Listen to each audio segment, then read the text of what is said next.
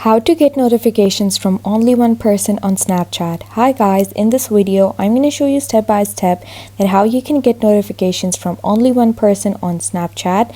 So let's dive in. So first you have to open your Snapchat app and then you have to scroll through to the messages section, or you can just click the messages icon over here and then open the messages section.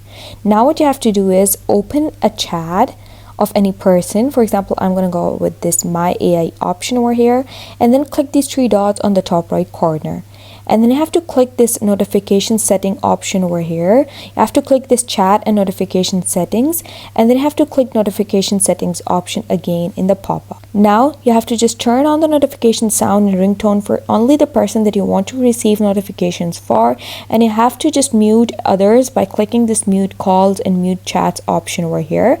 Just toggle these on for all the other people that you don't want to get notifications from, and just turn on the notification sounds and ringtone for the only person that you want to receive notifications from on Snapchat. And that's how you get notifications from only one person on Snapchat.